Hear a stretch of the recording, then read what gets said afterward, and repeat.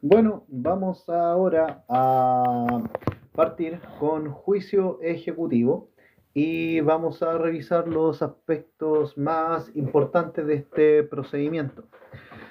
El juicio ejecutivo está regulado en el libro 3 del Código de Procedimiento Civil. Es un procedimiento especial de aplicación general, procedimiento especial de aplicación general, cuyo objeto es el cumplimiento de toda obligación de carácter indubitado. Indubitado es indudable, que conste en un título ejecutivo. Conduce a la realización de los bienes del deudor por haber incumplido con sus respectivas obligaciones. Existen tres tipos de juicio ejecutivo y que son relativos a obligaciones de dar, hacer y no hacer. Todas están en el libro 3, pero las únicas que importan para objeto de examen de grado son los juicios ejecutivos relativos a las obligaciones de dar, que están en el título primero del libro 3. Las características del juicio ejecutivo es que, primero, es un procedimiento especial. Segundo, persigue el cumplimiento de obligaciones que consten fehacientemente en un título ejecutivo y no tienen por finalidad declarar la existencia de un derecho. El juicio ejecutivo, por tanto, es un procedimiento especial que persigue el cumplimiento de las obligaciones que consten fehacientemente en un título ejecutivo y no tiene por fin declarar la existencia de un derecho. Utiliza apremios compulsivos y no se ha cumplido, aquí no, ¿y por qué utiliza premios compulsivos? Porque aquí no se ha cumplido la obligación y se recurre a estos apremios para obtener el cumplimiento forzado. Es posible, por tanto, recurrir al embargo, a la fuerza pública y remate de bienes. Bienvenido, Diego, ¿qué tal? ¿Cuándo procede un juicio ejecutivo? Bueno, el juicio ejecutivo procede en tres situaciones. Primero, cuando se tiene sentencia ejecutoriada dictada en juicio declarativo eh, y que se puede exigir por esta vía. Cuando se tiene sentencia ejecutoriada dictada en un juicio declarativo y que se puede exigir por esta vía. Eh, para exigir el cumplimiento, o se puede dar en otra situación, y es para exigir el cumplimiento de obligaciones o derechos indubitados que consten por escrito, para exigir el cumplimiento de obligaciones y derechos indudables o indubitados que consten por escrito, y otra situación en la que puede proceder el juicio ejecutivo es para exequatur. Es que, bueno, lo que pasa después no le va. Creo que no estoy seguro si lo adapten a la serie, la verdad. Bueno, para que exista ejecución por juicio ejecutivo, es necesario que, primero, la obligación conste por escrito. También que la obligación sea líquida y actualmente exigible. Que sea líquida significa que el objeto debe estar determinado en su género, especie o cantidad, o que sea actualmente exigible. Esto quiere decir que el cobro no esté sujeto a ninguna modalidad, y que sea liquidable es que la obligación se pueda determinar por cálculos aritméticos. Y otro requisito para que exista la ejecución es que la acción ejecutiva no esté prescrita. Por regla general, una acción ejecutiva prescribe en 3 años y una bancaria en 1. Entonces, los requisitos para que exista la ejecución por juicio ejecutivo son que, primero, la obligación conste por escrito. Segundo, la obligación sea líquida y actualmente exigible. Que sea líquida es que el objeto esté determinado en su género, especie o cantidad. Que sea actualmente exigible es que el cobro no esté sujeto a ninguna modalidad, y que sea liquidable es que la obligación se pueda determinar en cálculos aritméticos. Y el tercer requisito para que proceda un juicio ejecutivo es que la acción ejecutiva no esté prescrita. No esté prescrita. Por regla general, la acción ejecutiva prescribe en 3 años y hay una excepción que es la acción bancaria que prescribe en 1. Bueno, ya no tiene mucho que ver con el juicio ejecutivo, pero señalar que la pena de muerte en Chile, si bien es cierto, está derogada, no está abolida. De hecho, todavía está vigente en el Código de Justicia Militar y se aplica a los traidores a la patria. Bueno, hablaremos del cumplimiento incidental del fallo. Cumplimiento incidental de la sentencia definitiva y que está relacionada con el juicio ejecutivo. El cumplimiento incidental de una sentencia definitiva está asociado con el juicio ejecutivo. ¿Cómo? Que primero es una acción intentada contra el obligado a cumplir una sentencia definitiva ejecutoriada o sentencia definitiva que cause ejecutoria. El cumplimiento incidental de sentencia definitiva es una acción intentada contra el obligado a cumplir una sentencia definitiva ejecutoriada o sentencia definitiva que cause ejecutoria. Está regulado este cumplimiento incidental de la sentencia definitiva en los artículos 231 y siguientes del Código de Procedimiento Civil. Y bueno, se lleva a cabo este procedimiento en el tribunal que dictó el fallo de primera instancia dentro de un procedimiento declarativo. Se lleva a cabo este procedimiento de cumplimiento incidental de la sentencia definitiva en el tribunal que dictó el fallo de primera o única instancia dentro de un procedimiento declarativo. En relación con el juicio ejecutivo, ambos persiguen el pago de una obligación adeudada bajo amenaza de ejecutar los bienes del deudor por medio de un remate judicial. Este es un trámite que coincide con la etapa de cumplimiento del fallo en procedimientos declarativos. Este es un trámite que coincide con la etapa de cumplimiento del fallo en procedimientos declarativos.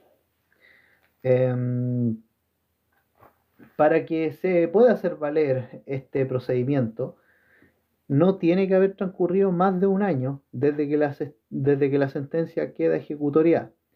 De lo contrario, el cumplimiento incidental de la sentencia definitiva no se puede hacer valer y se debe recurrir al juicio ejecutivo. Las fases de este procedimiento de cumplimiento incidental de la sentencia definitiva es que inicia por presentación escrita, donde la parte interesada solicita el cumplimiento del fallo. Hecha la solicitud, el tribunal verifica si se hizo dentro de plazo y en caso de que se haya hecho dentro de plazo, el tribunal decreta el cumplimiento de la sentencia, dictándose tanto el escrito de el cúmplase con citación. Ahora, en el plazo de 3 días que otorga esta resolución de concitación, en el plazo de 3 días que otorga la frase concitación, el requerido puede oponerse al cumplimiento incidental, pero, solo bajo las siguientes excepciones, que son, primero, el pago de la deuda, que se acredita con documento escrito, el pago de la deuda que se acredita con documento escrito. Segundo, la remisión de la deuda, que se acredita por documento escrito. Tercero, la prórroga del plazo mediante presentación de documento escrito. Cuarto, la novación, que también debe acreditarse por documento escrito. Quinto, compensación, que debe acreditarse también por documento escrito. Sexto, por transacción, también por presentación de documento escrito. O bien, que la sentencia pierda su carácter de ejecutoriada, o por pérdida de la cosa que se debe, o imposibilidad absoluta de ejecución. Varias de las que nosotros mencionamos acá son modos de extinguir las obligaciones y que funcionan como excepción por las cuales el requerido se puede oponer a este cumplimiento incidental del fallo. Estos son el pago de la deuda, su remisión, su novación, compensación, transacción, pérdida de la cosa que se debe, etc. Estos son modos de extinguir las obligaciones, pero que deben constar por escrito y que desde luego son medios con los cuales el requerido puede oponerse a este cumplimiento incidental de la sentencia definitiva. Respecto a la resolución de cúmplase, respecto a la notificación, a la resolución del cúmplase, esta se notifica por cédula, pero cuando se solicita contra un tercero, se debe notificar de forma personal. Opuestas las excepciones, dentro del plazo de 3 días desde que se dictó el cúmplase con citación, opuestas las excepciones, dentro del plazo de 3 días desde que se dictó el cúmplase con citación, el tribunal debe analizar si estas excepciones, las que mencionamos anteriormente, cumplen con los requisitos legales. Si los cumplen, se tramita la ejecución conforme a la norma de los incidentes. Vamos a hablar ahora de los cuadernos del juicio ejecutivo. Los cuadernos del juicio ejecutivo. Tenemos acá el cuaderno principal, el cuaderno a premio, el cuaderno de tercería y el cuaderno de incidentes. El cuaderno principal es obligatorio. En este se lleva a cabo todo lo relativo al juicio per se. Y el cuaderno principal contiene la demanda ejecutiva, las excepciones y las pruebas. Respecto al cuaderno a premio, este también es obligatorio y se lleva a cabo todo lo relacionado con la liquidación de los bienes. Y contiene tanto el mandamiento de ejecución y embargo, el embargo, la subasta, etc. Respecto al cuaderno de tercerías, es eventual y se presenta cuando hay terceros que reclaman derechos o situaciones jurídicas en el proceso. Y esto se da en el artículo 518 del Código de Procedimiento Civil. Las tercerías pueden ser de dominio, de posesión, de prelación, de pago, etc. Respecto a los cuadernos del juicio ejecutivo, hay otro que es un cuaderno de incidentes que la verdad es que es poco común, ya que por regla general los incidentes se tramitan en cuadernos que se generan, pero es poco común que aparezca un cuaderno de incidentes. Relativo a la acción ejecutiva, señalan lo siguiente. Ahora vamos a hablar de la acción ejecutiva. La acción ejecutiva es una acción que se dirige a ejecutar los títulos que llevan aparejado una ejecución. Bueno, la acción ejecutiva es una acción que se dirige a ejecutar los títulos que llevan aparejada ejecución. Y los requisitos es que la obligación debe constar en un título ejecutivo. La obligación debe ser actualmente exigible, no debe estar prescrita, porque de lo contrario el tribunal puede declarar de oficio la prescripción si ve que el título de la obligación está prescrito. Y si la obligación es de dar, debe estar en calidad líquida, determinada o determinable. Entonces, los requisitos a grandes rasgos de la acción ejecutiva es que la obligación debe constar en título ejecutivo, ser actualmente exigible, no estar prescrita, porque de lo contrario, el juez puede declararla de oficio si ve que de manifiesto el título de la obligación está prescrito, y, y si la obligación es de dar, debe estar en calidad líquida, determinada o determinable. Vamos a hablar ahora, porque una cosa es la acción ejecutiva y otra cosa es la demanda ejecutiva. ¿Qué es la demanda ejecutiva? La demanda ejecutiva es un acto jurídico procesal de parte en virtud del cual el actor exige una obligación contenida en un título ejecutivo. Y los requisitos de la demanda ejecutiva son, primero, los requisitos comunes a todo escrito: presuma, suma, determinación del tribunal, firma, etc.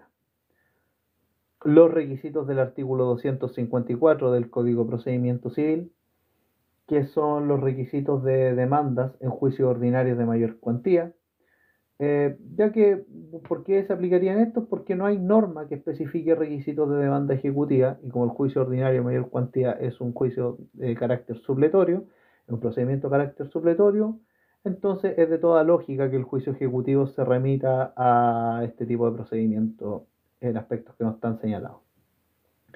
Un tercer requisito de la demanda ejecutiva es solicitar que se despache mandamiento de ejecución y embargo que es propio de este tipo de demandas. Es solicitar que se despache mandamiento de ejecución y embargo que es propio de este tipo de demandas. Otro requisito es que se tiene que acompañar el título ejecutivo en formato digital y material. En formato digital, aquí se refiere a que tiene que estar en PDF y subirse a la oficina judicial virtual, y en formato físico, que tiene que llevarse el título ejecutivo al tribunal antes de que se provea la demanda.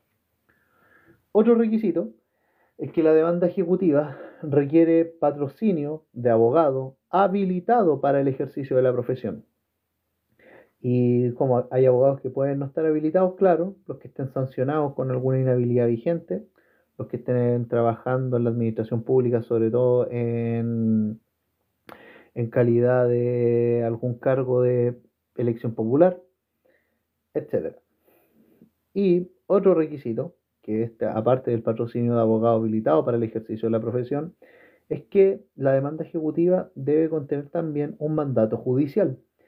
Se requiere de un mandatario judicial, y que puede coincidir con el abogado patrocinante o no, pero el mandato judicial es crucial dentro de la demanda ejecutiva. Ya hablamos de la acción ejecutiva, de la demanda ejecutiva, y ahora toca hablar del título ejecutivo. Del título ejecutivo. Bueno, ¿qué es el título ejecutivo? El título ejecutivo es un documento al que la ley le otorga la suficiencia necesaria para exigir el cumplimiento forzoso de una obligación que en este consta.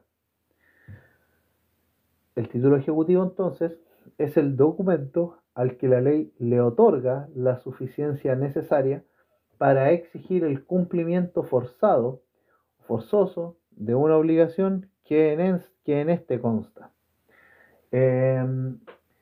Los títulos ejecutivos están señalados en el artículo 434 del Código de Procedimiento Civil, y ojo, no son taxativos, ojo con eso.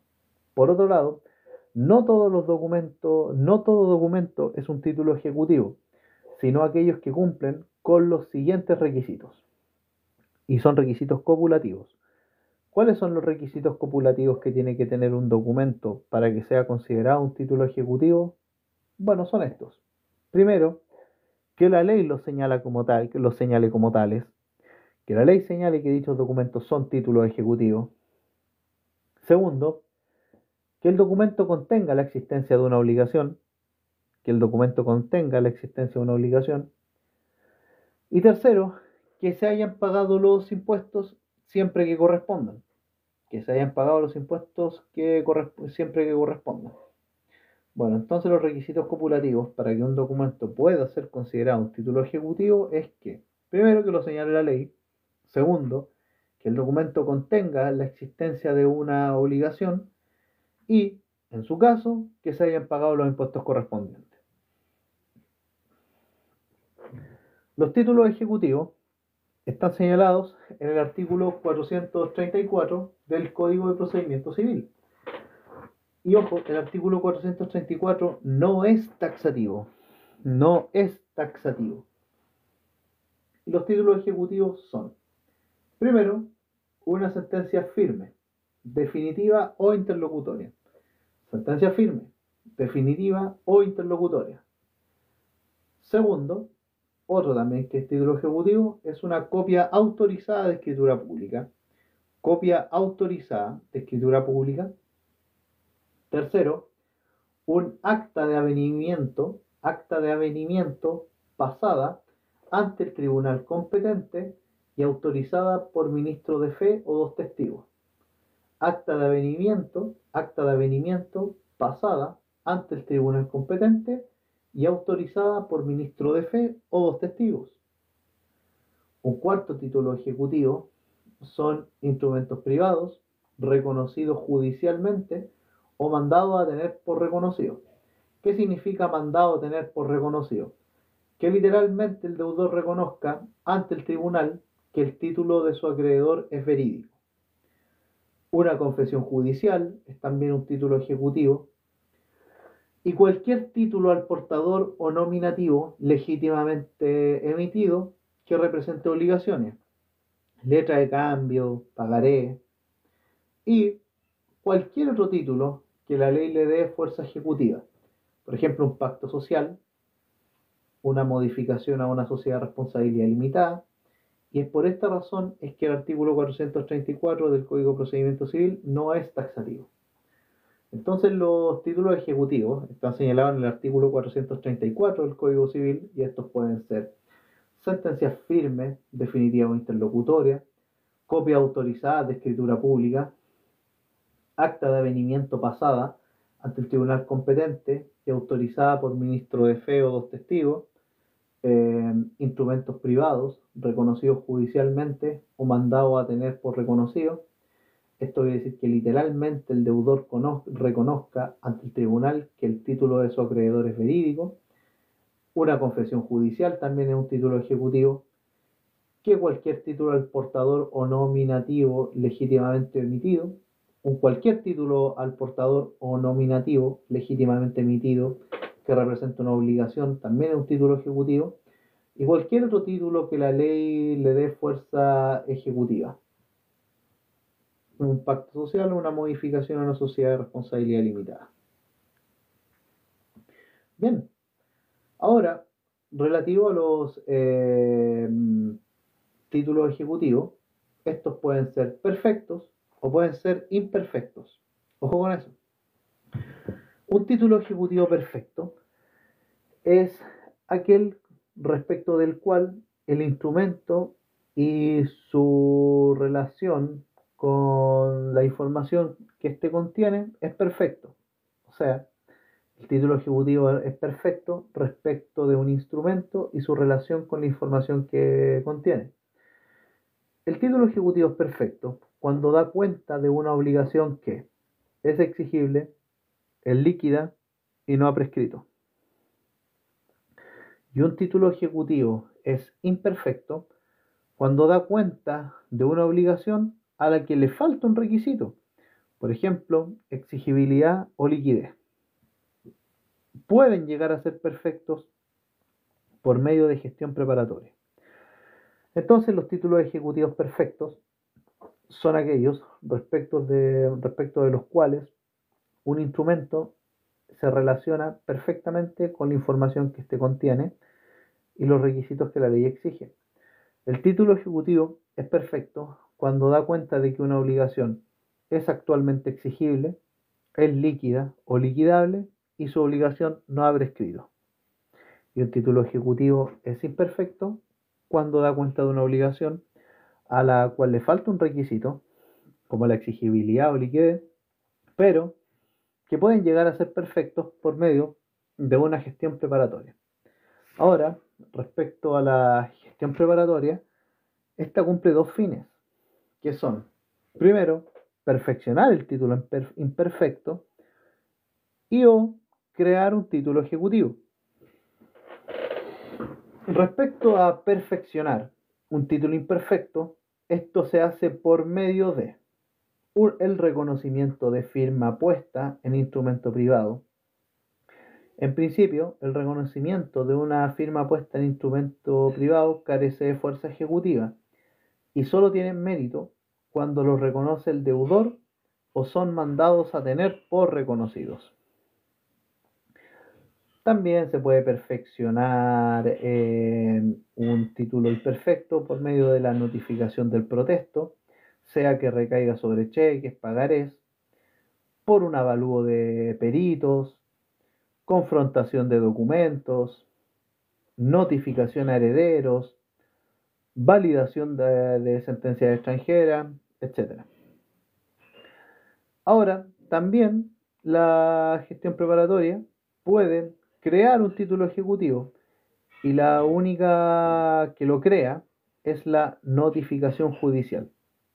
La notificación judicial es lo único que crea un título ejecutivo. Y el otro fin es la preparación de un título imperfecto, reconociendo la firma puesta en instrumento privado, notificando el protesto, sea que recaiga sobre cheques, pagaré, avalúo de peritos, confrontación de documentos, notificación a heredero, validación de sentencia extranjera, entre otros. Vamos a ir con cada una de estas. Y después vamos a pasar a lo que es la tramitación del juicio ejecutivo. Y bueno, que es un tema un poquito largo, hay que decirlo, pero es necesario que lo veamos. Vamos con cada uno de los, por así decirlo, herramientas para perfeccionar un título ejecutivo.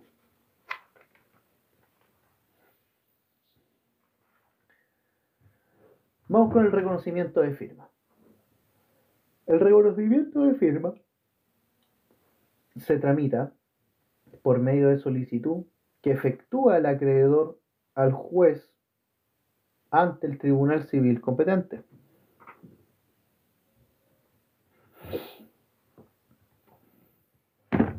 El reconocimiento de firma se tramita por medio de solicitud que efectúa el acreedor al juez del tribunal civil competente. El objeto es que el juez cita al deudor para que reconozca su firma puesta en instrumento privado. Si el juez accede, el tribunal señala fecha y hora para la audiencia de reconocimiento de firma. Llegado el día de la audiencia, puede darse una de estas cuatro situaciones. Primero, que el deudor comparece, reconoce su firma, pero niega la deuda. Aquí queda preparada la ejecución, quedando el acreedor con título ejecutivo perfecto para entablar la demanda ejecutiva. O bien puede pasar que el deudor comparezca, pero niega la firma. Y aquí fracasa la gestión preparatoria, por lo que el acreedor debe concurrir a un procedimiento declarativo para así obtener una sentencia favorable. Ahora, puede pasar también de que el deudor comparece, pero da respuesta evasiva. Si esto pasa, se tiene por reconocida la firma, quedando preparada la ejecución. Y ahora, si el deudor no comparece, se tiene por reconocida la firma, quedando preparada la ejecución. O sea, lo peor que le podría pasar al acreedor es que comparezca el deudor, pero niegue la firma. Aquí tendría que irse por procedimiento declarativo. Respecto de la notificación del protesto, hay que definir primero qué es el protesto.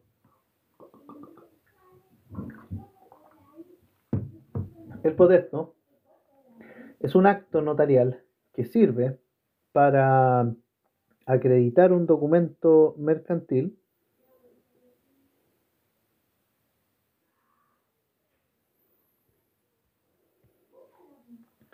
El protesto es un acto material que sirve para acreditar que un documento mercantil, título o valor, pese a haberse presentado a su debido tiempo, no ha sido aceptado o pagado. Bueno, respecto a la notificación del protesto, señalar que es el protesto, que es un acto notarial que sirve para acreditar que un documento mercantil o título o valor, pese a haberse presentado a su debido tiempo, no ha sido aceptado o pagado. Esto comienza con la solicitud del acreedor al juez en que se solicita que se notifique del protesto al deudor. Si el tribunal accede, debe notificar al deudor y una vez notificado, el deudor puede objetar como falsa su firma en dos oportunidades. Primero, cuando sea notificado o dentro de tercer día dentro de su notificación. Si el deudor no objeta la notificación, entonces queda preparada la ejecución. Si la objeta, la gestión preparatoria fracasa rotundamente. Ahora, si el deudor objeta, pero la firma es verdadera, el deudor va a ser formalizado por estafa. Ojo con esto. Vamos ahora con el avalúo de peritos. Respecto a la evaluación o avalúo de peritos, la ejecución puede recaer sobre el valor de la especie debida y que no exista en poder del deudor o sobre una determinada cantidad de dinero. Aquí, la gestión de avalúo de peritos consiste en solicitar que se designe un perito que determine el valor de la especie que se debe o la cantidad que se debe. Respecto a la confrontación de documentos, es la confrontación de títulos o cupones. Estos son los requisitos para que los títulos ejecutivos tengan mérito ejecutivo. Estos son los requisitos para que los títulos tengan mérito ejecutivo y son que primero hayan sido legalmente emitidos, que representen obligaciones vencidas y que sean confrontados con sus libros. Y esto se obtiene de los siguientes modos: sea ya por gestión preparatoria de la vía ejecutiva, que se inicia ante el tribunal civil competente, o que el acreedor solicite que se designe un ministro de fe con el fin que compare el título con el libro. Entonces, los requisitos para que los títulos tengan mérito ejecutivo es que hayan sido legalmente emitidos, que representen obligaciones vencidas, que sean confrontados con sus libros, y esto se obtiene, sea ya por gestión preparatoria de la vía ejecutiva, que se inicia ante el tribunal civil competente, o que el acreedor solicite que se designe un ministro de fe con el fin que éste compare el título con el libro. Los cupones se enfrentan con el título y el título se enfrenta con el libro talonario. Pero en esencia, la confrontación de documentos es la confrontación de títulos o cupones. Vamos ahora con la notificación a los herederos. Notificación a los herederos. Ojo aquí con el principio de continuación de la persona del causante, porque aplica acá. Si el deudor de un crédito que consta en un título ejecutivo fallece, los acreedores pueden perseguir el cobro a sus herederos. Es necesario que se notifique a los herederos para esto y que transcurran 8 días desde esta notificación. Solo después de estos 8 días, los acreedores pueden llevar a cabo la ejecución. Aquí, ojo, el acreedor también tiene derecho al beneficio de separación como derecho auxiliar. Vamos ahora por la confesión judicial como medio para perfeccionar un título ejecutivo imperfecto. La confesión judicial o confesión de deuda no debe confundirse con la confusión como medio de prueba, confesión como medio de prueba. Ojo con esto. La confesión de la deuda o la confesión judicial, en el caso de medio de perfeccionamiento, un título ejecutivo imperfecto, no debe confundirse con la confesión como medio de prueba, como ya vimos en el estudio de juicio ordinario. ya que las diferencias entre estos son las siguientes. Primero, la confesión de deuda, su objeto es reconocer una obligación con el fin de que tenga mérito ejecutivo, mientras que la confesión, como medio de prueba, acredita o busca acreditar hechos controvertidos en un juicio. La confesión de deuda se refiere al reconocimiento de una obligación con mérito ejecutivo, mientras que la confesión como medio de prueba es mucho más amplia, busca acreditar hechos controvertidos en un juicio.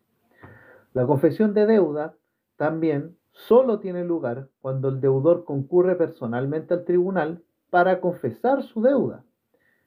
Solo tiene lugar cuando el deudor concurre personalmente al tribunal para confesar su deuda. Mientras que la confesión como medio de prueba se puede producir en cualquier forma. Y ojo, otra diferencia más es que la confesión de deuda solo se refiere a la existencia de una obligación, se limita a la existencia de una obligación. Mientras que la confesión como medio de prueba se requiere a cualquier hecho sustancial, pertinente y controvertido del juicio. La confesión de deuda es mucho más acotada, mientras que la confesión como medio de prueba es mucho más amplia. Bueno, si el hijo no conocía a su padre y está llamado a la sucesión, si el padre lo reconoció igual, él está llamado a la sucesión también. Él puede repudiar la herencia, desde luego, pero si desea aceptarla, que la acepte con beneficio de inventario y ahí se va a hacer cargo de la deuda hasta la porción de lo que realmente le corresponda. Pero si no lo conocía y no hay reconocimiento, no tiene por dónde. Bueno, volviendo a esta diferencia entre la confesión de deuda y la confesión como medio de prueba, los efectos entonces de cada una son distintos. Para realizar esta gestión de la confesión judicial, el acreedor tiene que solicitar al tribunal que cite al deudor a reconocer la deuda ante el juez, fijándose audiencia para ello. Las actitudes del deudor y sus efectos son los mismos que en el reconocimiento de la firma puesta en instrumento público, o sea, que concurra a la audiencia y señale que reconoce su firma, pero niega la deuda, por lo que aquí queda preparada la ejecución. Comparecer, pero negar la firma, aquí fracasa la gestión preparatoria. O el que el deudor comparezca, pero de respuesta evasiva, o que no comparezca. En estos casos, ahí queda preparada, por así decirlo, o mejor dicho, preparada la ejecución, claro. Y por lo tanto, se perfecciona el título ejecutivo. Por respuesta evasiva, ¿qué se entiende por respuesta evasiva? En nuestra jurisprudencia ha dicho que por respuesta evasiva podemos señalar que es la que da el deudor al tribunal señalándose que debe menos, pero no precisa cuánto. Es darnos respuestas satisfactorias, la verdad. Hola, don bienvenido. Vamos con el último medio para perfeccionar un título ejecutivo imperfecto. Y es la validación de sentencias extranjeras. Bueno, relativo al valor de las sentencias extranjeras en Chile, estas van a tener valor, el valor que le den los tratados internacionales y los que le den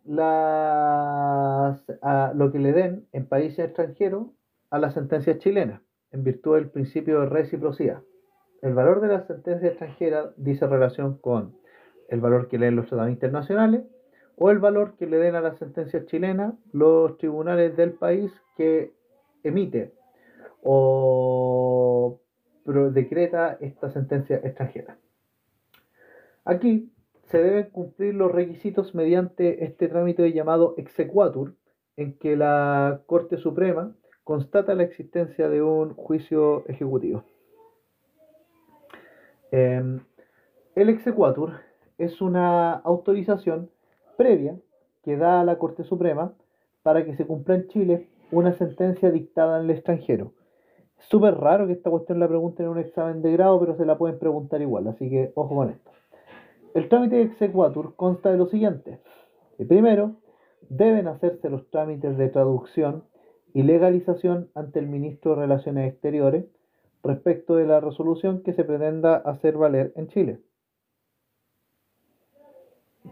Segundo, se presenta la resolución traducida a la Corte Suprema para que se inicie el trámite de validación. Y aquí interviene el fiscal judicial de la excelentísima Corte Suprema, que debe emitir un informe sobre la misma. Por último, la Corte Suprema resuelve el asunto y, si corresponde, manda a cumplir la resolución en Chile. Ya. Vamos ahora a referirnos a la tramitación del juicio ejecutivo y posteriormente al cumplimiento de la sentencia condenatoria de remate, vamos a referirnos a la sentencia condenatoria del juicio ejecutivo y a la sentencia definitiva del mismo, y con eso estaríamos terminando. Pero primero vamos a ir a la tramitación, que es un poquito larga, pero que vale la pena analizarla. Ay, está un poco intensa la tarde, la verdad, chicos. Miren. Sí, pues obvio, los títulos ejecutivos son los que más pega dan porque son, a ver, son muy comunes, la verdad. Y se da muchas veces por negligencia o estupidez de los deudores, hay que decirlo.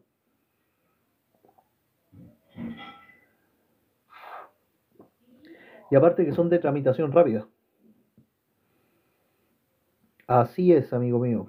De hecho, si un abogado sabe tramitar juicio ejecutivo, difícilmente se va a morir de hambre. Ya. Vamos a darle con la tramitación del juicio ejecutivo. Vamos a darle.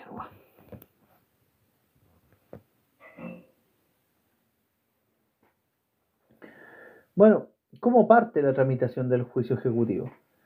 Parte primero con la preparación de la vía ejecutiva. No, ¿saben qué? Miren, hay un pequeño inconveniente. Yo ahora, esta situación de la tramitación del juicio ejecutivo, la voy a tratar en otro live. Vamos a dividirlo en dos, los lives de juicio ejecutivo, que no es tanto, pero es conveniente ir viéndolo de a poco. Así que muchas gracias, amigos míos, por estar acá, don Este y don Diego.